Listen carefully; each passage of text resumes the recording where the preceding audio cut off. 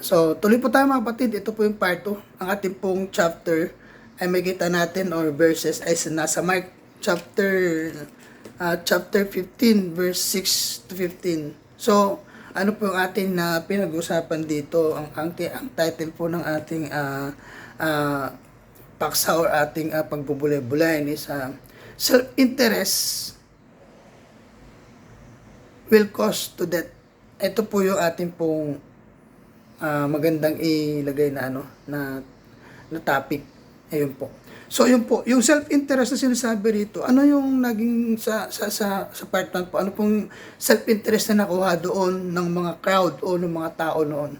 Meron kaya ang self-interest na sabi nila or talagang sa sarili nila or udyok lang ay yung ang palayain ay si Barabbas instead of Jesus Christ. So, yun po yung nakita natin doon sa crowd, doon sa mga tao. At bukod doon, maging ang mga high priest dito, yun sa kanila, talagang yung self-interest nila is to crucify Jesus Christ. Kasi nga, kung titingnan natin ang history niyan, mula't mula pa, nasasapawan na sila eh.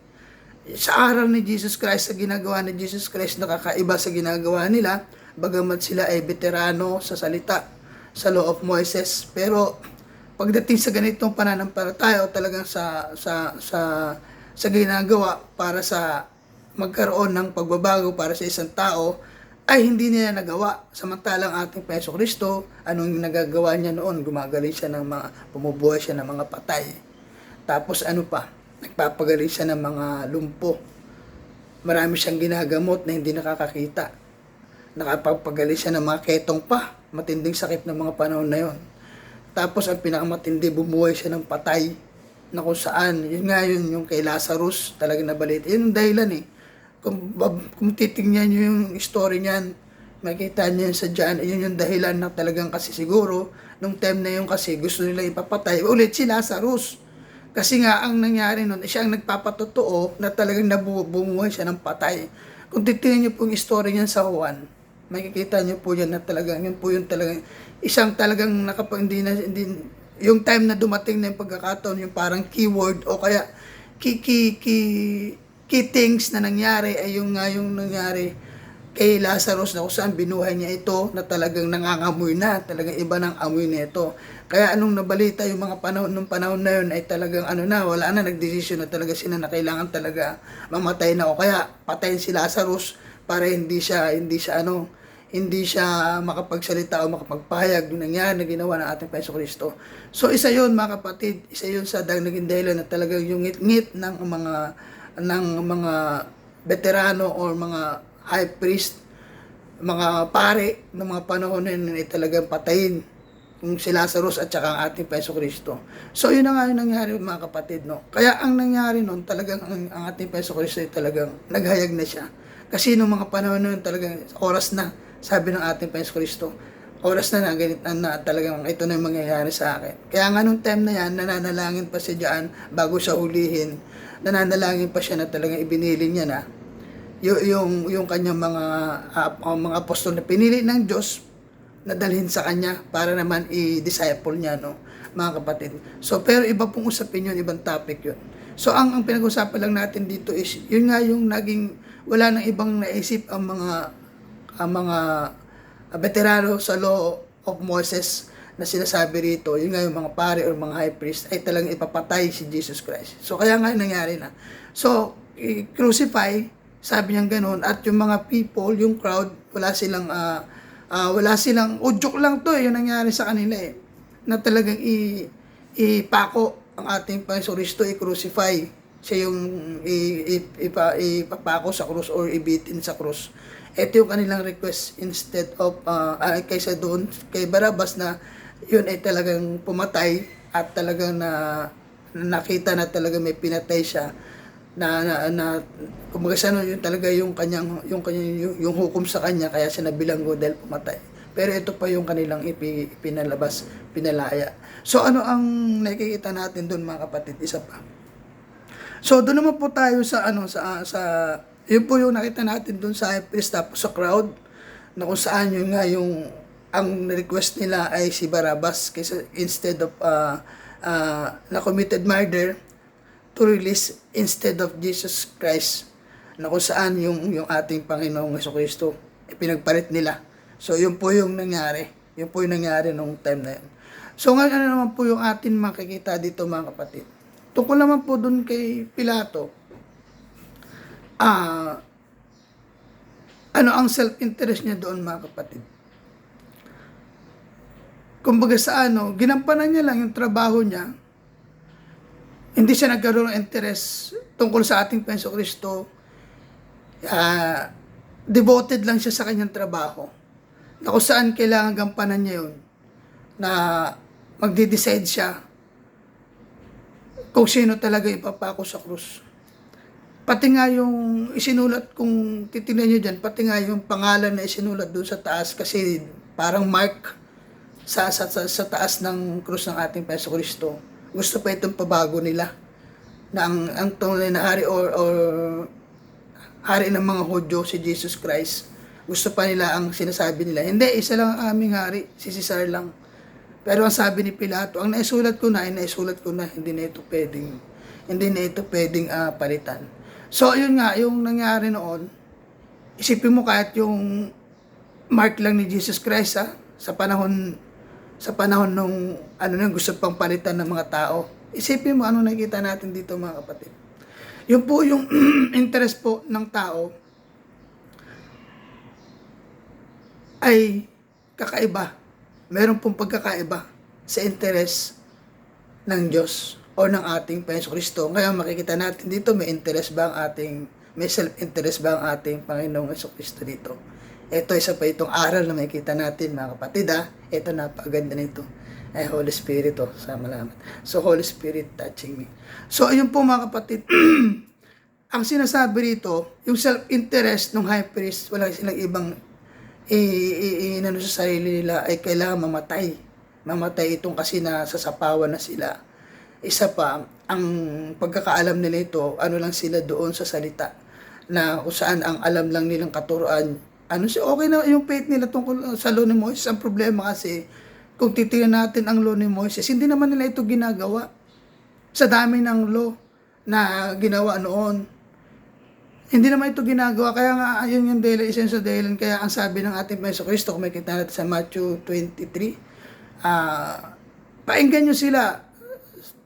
Dinggin nyo yung kanilang sinasabi, pero huwag nyo silang tularan. Ito yung mga high priest na sinasabi niya. Kasi nga, yung mga pagkakaalam nila tungkol doon sa law ni Moises, hindi naman nila ginagawa. Kaya ang ating Panginoon Kristo, ang sabi niya, hindi siya naparito para baliwalain yung kautusan ni Moises o yung ginawa ni Moises. Nandito siya para ganapin. Nakikita nyo rin po yan. Nandiyan po yan gusto ko po kayo maghanap niyan para magkaroon po kayo self-interest kung ano po ba talaga yung kahalagahan ng law ni Moises at saka kung ano naman po yung kahalagahan ng ginawa ng ating Panginoong Jesucristo. So yun po yung mga kapatid. At ano pa po doon, yung self-interest talaga ng mga tao, yun nga, ulitin ko, si Barabbas palayain, si Jesus Christ talaga i-crucify. Ngayon, ito naman si Pilato, devoted siya sa kanyang trabaho na kailangan gawin niya ito. Wala siya magagawa, no choice siya kasi ang mangyari dito, yung trabaho niya, mawawala sa kanya. Isa pa yung kanyang posisyon, mawawala sa kanya kapag hindi nila sinunod yung sinasabi o yung nakaugalian na. At isa pa, kumbaga sa hugas kamay siya rito, na kung saan wala siya ritong, although na meron sa kanyang na nakikita niya, yun nga yung talagang sinasabi rito na sinasabi niya rito sa verse verse 9 to 11, do you want me to release to you the King of the Jews, as Pilate, and knowing it was out of self-interest that the chief priest had handed Jesus over to him. But the chief priest stirred up the crowd to have Pilate release Barabbas instead. So, anong nakita natin dito pero meron na siya nakita na talagang iba yung interest. Kumbaga sa ng ibang interest ng high priest sa kanilang gagawin na i-crucify si Jesus Christ. Kaya sa kanya yon, sa sarili niya, kaya wala siyang choice. Kailangan sundin niya lang kung ano yung nakaugali nila at saka yung isa pa, he is devoted to his work. Kumbaga sa trabaho niya, yung self-interest niya lang tungkol sa kanyang pagtatrabaho, sa kanyang ginagawa. So, yun yung mga kapatid. Kaya yung self-interest dito na nakita natin, ano ang self-interest dito na pinag-uusapan natin? Patayin si Jesus Christ, yun ang gusto ipako sa krus. Mula doon sa mga high priest at ganoon din sa crowd. Kaya lang, nagkaroon na ng konting kay Pilate, kay Pilato, kasi nga, although alam niya, kaya lang hindi naman niya ginawa, na ipinagtanggol. Kasi alam niya kung ano mangyayari sa kanya tungkol sa ating Panginoong Jesucristo. At isa pa, sinasabi rin na ito ay nasusulat. Kaya lang mga kapatid, ang pinag-usapan natin dito, tapos na yon yung pangyayaring ganun. Kaya lang pinibigyan lang natin ito ng diin kung ano po ba talaga ang nangyari, kung bakit. Paano po ba naipako? Paano po ba pinako ang ating Panginoong Jesucristo? So, yun po yung ating pinag-uusapan. Tsaka ang nakita po natin dito, nagkaroon po ng self-interest. Yun yung dahilan. Yung self-interest na sinasabi dito, isa ito sa dahilan na nakapagpapako sa ating Panginoong Jesucristo. So, ano pa? Ano pang makikita natin self-interest dito? Nung nililitis na rito ang ating Panginoong, o tinatanong ni Pilate, ipaliwanag mo, karapat dapat ka ba na may papako sa krus? So ano ang sabi dito ng ating Panginoong Jesucristo? Titingnan naman natin dito sa MBB mga kapatid para malinaw. Mag-15 minutes na po itong part 2. Pero makikita natin dito kung ano rito yung ipinaliwanag ni Jesus Christ tungkol sa kanya. So nung pinaliwanag na rito ni Jesus Christ tungkol sa kanyang pagkapako, ano ang sabi niya?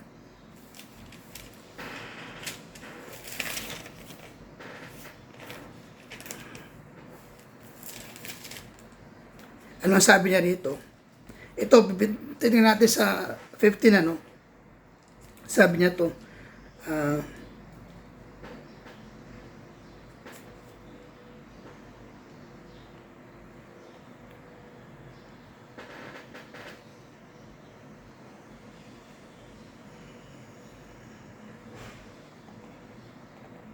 ikaw ang hari ng mga Hudyo, tanong sa kanya ni Pilato, ikaw nga ba ikaw na ang may sabi, tugon naman ni Jesus. So ibinalik niya lang yung sinasabi rito ni Pilato sa kanya. Ikaw nang nagsabi. Ngayon, nagharap ang maraming paratang ang punong pari laban kay Jesus, kaya't siya ay muling tinanong ni Pilato, wala ka bang isasagot? Narinig mo ang marami nilang paratang laban sa iyo. Ngunit hindi pa rin sumagot si Jesus, kaya't nagtaka si Pilato. So ibig sabihin dito, walang ibang paliwanag dito ang ating Panginoong Jesucristo tungkol sa mangyayari sa kanya. Pero sa ibang chapter nakikita natin dito, yung hangad talaga rito, sundin yung kalooban ng kanyang ama, ng Diyos Ama, kung ano yung pinagagawa sa kanya. So kung makikita natin dito pa lang sa verse na ito, dito sa chapter na ito, ay wala siyang interest ang ating Jesucristo tungkol sa kanyang sarili na mangyayari. Kaya yung self-interest ni Jesus Christ, kaya nga ano sinasabi niya, ano yung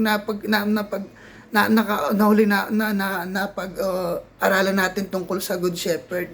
Ang Good Shepherd ay handa niyang ialay ang kanyang buhay. Wala siyang interest dito. Yun lang, wala siyang interest kundi being a good or isang Good Shepherd naman doon. Dito naman, ano ang kanyang alas? Sundin lang kung ano yung pinagagawa sa kanya ng Diyos Ama. Wala siya ritong, hindi man lang siya nagsalita, hindi man lang siya rito ng atwiran. Wala siyang self-interest kundi sa sarili niya. Kundi sundin lang yung sinasabi ng ating Diyos Ama sa kanya. Yung ng Diyos Ama sa kanya. Na kung saan yun, ano bang inutos sa kanya? Ano bang sinabi sa kanya? Kung titingnan natin, history talaga yan, babasahin natin, makikita natin dyan. Bumaba ka ron, siguro, wala naman sinabi doon, pero sariling opinion ko lang to. Alam ba, kunyari, ako yung isang ama. Bumaba ka ron. Tingnan mo ron yung anong ginagawa. Grabe na yung kasamaan ng mga tao doon, ito ang gawin mo. Ibigay mo sa kanila yung sinasabi ko sa'yo. Yung kanyang salita. So, ayun, kaya ang ginagawa ni Jesus Christ, nagbe-preach siya ng gospel. Ano ang sabi niya doon? Kung titingnan natin yung nangyari nung tinuya siya, 15 minutes na po ito, magpa-party na po tayo mga kapatid. Puputulin ko lang po ito mga kapatid.